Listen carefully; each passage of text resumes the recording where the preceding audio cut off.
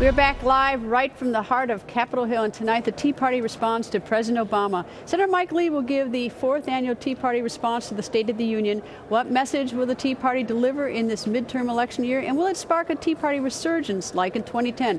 Heritage Foundation President and former U.S. Senator Jim Demint joins us. Nice to see you, sir. Greta, it's good to be with you. All right, tonight you have a Tea Party response, 4th annual one, and you also have a Republican response, Congresswoman McMorris Rodgers. Are they going to be different, and are you getting two bites at the apple? Well, first, you need to understand that every member of Congress does a response. I mean, there's a whole cadre of cameras that send messages back home. But Mike Lee has become a national leader, and not just of the Tea Party, but I think of people who are constitutional conservatives who believe in limited government. So you're going to hear a very consistent message between Mike Lee and other Republican responses.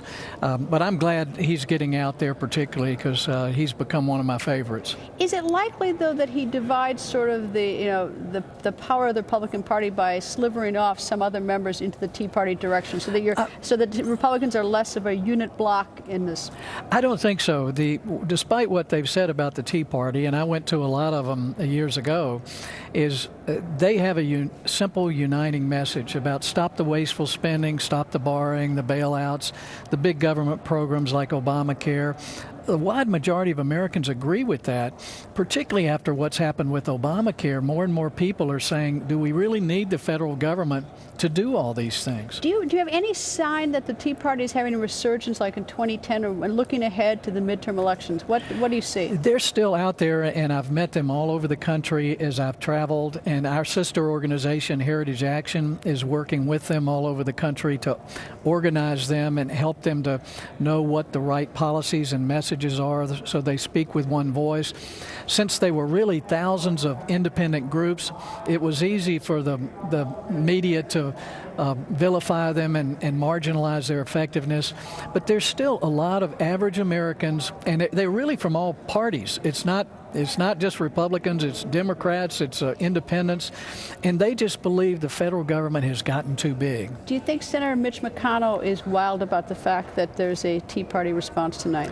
I don't think that'll be a problem for Mitch. I think the more people speaking about the message of limited government and more individual freedom, the better it is for the country.